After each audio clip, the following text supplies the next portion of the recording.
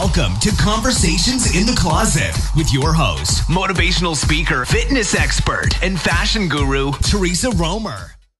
They're following you and they like what they see, so I learned that let people follow you. You're opening your life up to people to see what you want to share. So, and then you saw people making careers and everything like that. Yeah. I was like, why am I not doing that? Why am I not sharing my talent and my passion for fashion or beauty or anything like that with other people? That's a whole community that share the same love. Right. So you literally make friends all over the world, which is also all over the brings world. You back to connecting with friends. Right. You know? Right. But it's so much more than that now. So you started out on MySpace. Mm-hmm. I never got into MySpace. Never? No, I don't think I did. No. I think it was Facebook. I think Facebook was my first jump in there. I think it was because I think when I heard of MySpace, I thought, oh, this is just a bunch of stupid little kids doing stupid. You know, it was like, why? And we were. So I was like, why should I be on MySpace? Right. Like, that's kind of stupid, you know. And so I was so busy building my personal training and then building my gym business that social media was not important to me at that point. And little did I know that I could have used Facebook to really help grow my gyms even. You know, but I was putting all that money into marketing and advertising because I didn't realize the power of social media back then. I don't think anybody did. No one. Yeah, I mean, I really don't think anybody did. And so I started on Facebook, kind of like keeping in touch with family, kind of thing. You know, or just that. Yeah. Yeah. And then I don't even know when I got on Twitter. I think Twitter was next. Oh yeah. I think, or Twitter and or Twitter and Instagram. They were kind of neck and neck. Been about the same, maybe. Yeah. You know, and then I love Snapchat. I used to think Snapchat was like just for little kids, but oh my god, I have so much fun on that. Oh, like so much fun. It's my late night stress reliever. Yes. But anyways, and that opens me up to the other question of why would you want to open up yourself? Because here's the thing, guys. People are so offended when negative things are said about them. Mm-hmm. You know, like people say hurtful things on social media. So the question is, Fab, is when someone's going to get their feelings hurt so easily, why would they go on social media?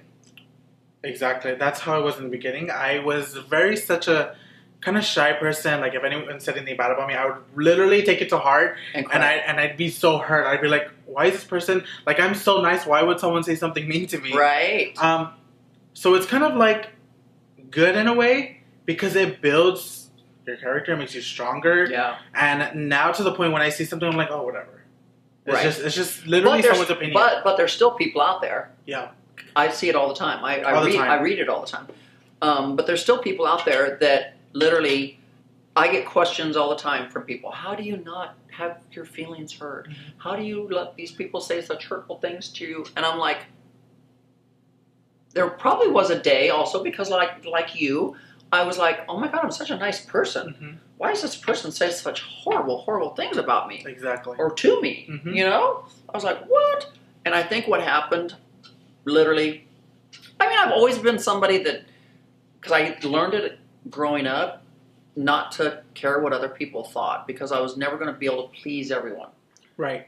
And so, and that advice actually came from an employer when I was just becoming a mom. Really? And I was teaching aerobics at this gym. Uh-huh. And I was always trying to please this one lady because after class, this one lady would always, after class, go and bitch about me. She'd just, and so then I'd get called into the office and then he would say, this person said you weren't doing this right or whatever. And I was like, oh my God. So then I started like, oh my God. So every time I'd see her walk in my class, I would freak out. I'd be like, oh God, she's here. Oh God. And you know what happened? I zeroed in on her so much that I forgot that I had the other 65 people in my class. Then it took my boss to actually bring it to my attention and said to me, Teresa, what are you doing? Right. You're so focused on her and trying to please her that you've forgotten about the other 99% of your class. That's true. He said, guess what? This lady is never going to like you. she's never going to like you. I'm sorry to break your heart and tell you that, but she's never going to like you. So you could stand upside down on your head, blow snot out your nose, blow bubbles out your eyeballs, whatever. But this woman's never going to like you because there's a personality conflict. Yep. And I was like, what? How can she not like me? I'm so nice. No, seriously. And I'm the best instructor there is. And, you know, apparently I'm a good instructor because she keeps coming in my class. Exactly. Right? Exactly. So, but he told me, he said, if you can't do what I'm asking of you, you might need to go find a new job. And I was like, oh. So from that point on, I started paying attention to all the other class, and I forgot, I just blocked her out. I pretended like she wasn't even there. And guess what? She ended up becoming one of my friends. No way. Yes. It took months, but she came around finally, and then she moved in next door to me. We became friends. I was like, wow. But it took an employer to teach me that lesson. So from that point on, because I'm a people pleaser, I'm a Libra, guys. So because I'm a people pleaser, I was like, how can you not like me? The whole world likes me, you know? So literally from that point on, I started saying, hey, if you don't like me, it's no skin off my back. Exactly. I'm not going to lose sleep over it because you're probably never going to like me. So I've kind of carried that through into more adulthood and more into social media now, because when I was Mrs. Texas, and things would get posted about me, and people would say hateful things. Right. I'd be like, but I'm so nice. I'm Mrs. Texas. Why don't you like me? There's just always going to be haters out there, guys. Always. So the one other piece of advice that I have for people is you got to get thick-skinned if you're going to be on social media. Absolutely. We can't get away from it. We really can't. So we're talking about thick-skinned and trying to make sure that you can survive on social media, because believe me, there's some people out there that will attack you like no tomorrow. Like no tomorrow. And you don't even know why. And I'm like, you're like, what? What did I do wrong? Like, how can this person literally sit there and type this out and hit send? Like, some of the things they say is, I'm like, who's this person? But, you know, and if some of you follow me and everything, you'll see.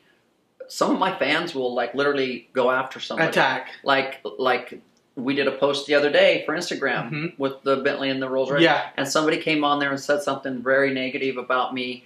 And ooh, my fans, they went after her. I saw it. Ooh, they went after her. Yeah, they did. And I was like, and then some of them will go, oh, Teresa Prey just read this, 5, 4. Exactly. And they count down because they know I'm going to, because I don't normally respond to hate. I don't. But every once in a while, there'll be one where they catch you at that moment. I just can't help it. And my fans really like my responses because I will come back very classy, very strategic with what I come back with. Yes. And they're like, wow, the queen has spoken. Yes, literally. So anyways, we're talking about being thick-skinned and being on social media, but, you know, they're always asking me also on social media, you know, why are you on social media, Teresa? And I have to constantly take it back to, it's my brand. Yep. It's my brand. And I need to continue to grow my audience and my fans and my customer base. Because if I'm going to continue to have products in my brand, I have to have people that are going to buy from me. Yes. So I'm not one of these people that like, if y'all from Houston, you're going to know what I'm talking about. There's a thing called, right before Christmas, called the Nutcracker. Oh, yeah. The Nutcracker Market. Yes. And it's literally, is it a week or is it just like a weekend? It's kind of like a weekend thing. Like a Thursday, Friday, Saturday, Sunday thing. And it's hundreds, thousands of booths. Like, yeah. It's crazy if you ever go to one. Didn't you go this year with me? No, I didn't go. I thought you went with me and filmed. No? No, we didn't go. Next year. Oh, I went with friends. That's right. Because I didn't film. Anyways, but I'm not one of those brands that can be a vendor at a show. Right. Oh, been there, done that, tried it. Not my game. No. We've done somewhere. We've done book signings and stuff. I said to Fab, I'm not cut out for this.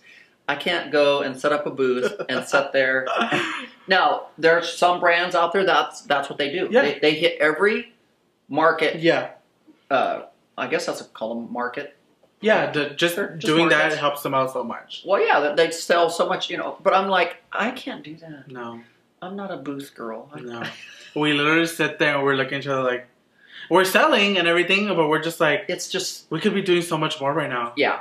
So to me, it's like, okay, I could either spend money and pay for a booth and sit there in the booth for 3 or 4 days and get whatever customers I can get and what sales I can get. Or I can be on social media and I can be filming and I can be putting things out there and people are going to see it and people are going to buy it. And exactly. You know. You've seen it. We're working throughout the day and our phone goes ding, ding. Oh, another book sale. Oh, this sale. Oh, this sold. Oh, this sold. That's the amazing thing about it. And that's how you use social media. Right. So you don't have to be in those long hours waiting in a vendor spot just selling. Remember we did a book signing? Oh, my God. Oh, God. I mean, like, we were only there, what, 3 or 4 hours? I was like... Very short amount of time. We got to go. Like, quickly, we're I have another event. So, anyways, guys, I mean, like, that's why I use social media. That's what social media is for me, is a tool. It's my marketing and advertising tool for me, my brand, and the things that I want to sell, you know? And it's no different than why some, let's take women that are on Real Housewives shows. You know, they're using that platform to help their careers. Yes. And most of them end up coming up with products. Yes. Their own wine, or their own wigs, or their own hairline, or their own lipsticks. So what are they using social media for? What are they using their platforms for? For their careers, for their products that they're coming up with, and so on and so forth. So that's my whole reason for being in social media is to, because I felt like I did it backwards. But once again, we thought, well, the TV show was supposed to happen. It was sold to a network, and it was supposed to happen. And then that's when all the family drama started, and we couldn't film, so we lost the show. But you stay tuned, because you're going to see some stuff happen this year, and you're going to go, "Ooh, I didn't know she had that up her sleeve." You have several things up your sleeve. That's why they're so big. I always have things up my sleeve. Fab will come to work and go, "Where did you come up with this?" Overnight. And sometimes just a day apart, because I'm like, I just saw you a day ago. How did you already come up with this whole spreadsheet and plan of what's going to happen the next month? And I'm like, let's do it. Yeah. So we're together 3 days a week. And literally every day that he comes back to work, I blow him away. He's like, how did all this happen? Exactly. Like, we had this one thing going, and she's like, nope, switch it around. We're doing this. And I'm like, okay. Let's get it done. You've been listening to Conversations in the Closet. We will return again same time next week. Now, glutathione is a big word, but it's the body's own master antioxidant. So it's a scavenger for free radicals, for bacteria, and what's relevant now, viruses. This is new to the marketplace. There's no other product on the market that has the ingredient NACET. And basically NACET increases the production of that glutathione that is in our body already to strengthen and enhance our immune system and keep it strong. Elevated sense of well-being. Supports muscle strength and endurance. Cognitive function. Powerful liver support. Energy. Helps blood sugar regulation. Superior bioavailability of key ingredients.